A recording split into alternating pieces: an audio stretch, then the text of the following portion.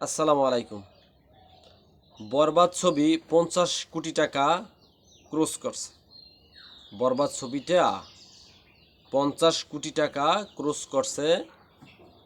আসলে এই ছবির যে মালিক, প্রযোজক, সে কিন্তু এটারে ক্লিয়ার করছে।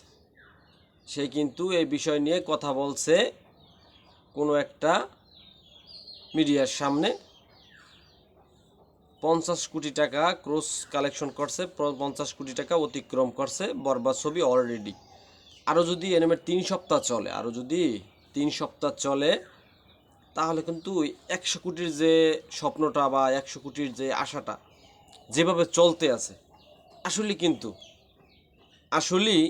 100 কোটির ক্লাবে কোনো বাংলাদেশি সিনেমা, কোনো বাংলাদেশি ছবি অবশ্যই 100 কোটির ক্লাবে পৌঁছবে।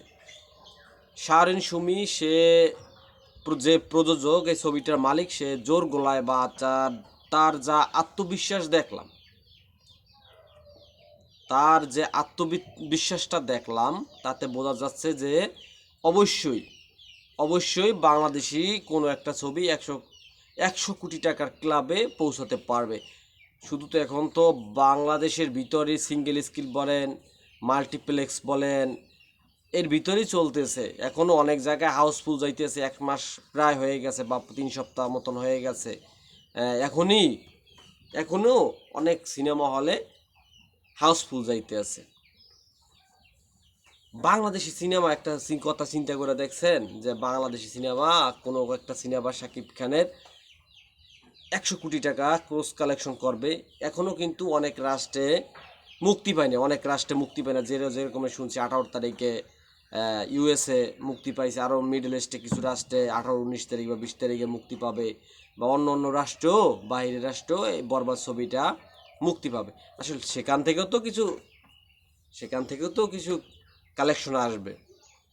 সব মিলিয়ে, সব আদার্স মিলিয়ে 100 কোটি টাকা যে ক্রস করবে, সেটা কিন্তু সে বলে দিছে। আর অলরেডি 50 কোটি টাকা ক্রস কালেকশন করছে বরবাদ, সেটা কিন্তু প্রযোজক বলে দিছে। আসলে এইভাবে যদি প্রত্যেকটা ঈদে প্রত্যেকটা ছবি, শুধু সাকিবিয়ান না, সাকিব খান না, সাকিব খান বাদেও অন্য কেউ যদি সিনেমা নিয়ে আসে, সিয়াম বলেন, আরও যারা আছে, দাগিতে আরফান নিশো আছে, আরও অনেক নায়ক আছে, যারা যদি এমন নিয়ে আসতে পারে, মোটামুটি যদি প্রযোজকেরা কোনো রকম ব্যবসা করতে পারে, আসলে এটা তো একটা ব্যবসা ক্ষেত্র, কিছুটা হলেও যদি ব্যবসা করতে পারে, অবশ্যই প্রযোজকেরা যারা টাকা ইনভেস্ট করে ছবি বানায়, আসলে তারা অবশ্যই ছবি বানাইতে চাবে, তারা আগ্রহ ভালো দেখাইবে। আশা করি এই বরবাদ ছবিটা আরও অনেক দূর যাবে, 100 কোটি না 150 কোটি ক্রস করুক। তাতে কিন্তু বাংলা চলচ্চিত্রের নাম উজ্জ্বল হবে, বাংলা চলচ্চিত্র অনেক উচ্চতায় পৌঁছে যাবে। আসলে অনেকজনে অনেক কথা বলে, শাকিব খানের সাথে কম্পেয়ার করে। আসলে ভাই, আপনারা কেমনে শাকিব খানের সাথে কম্পেয়ার করেন?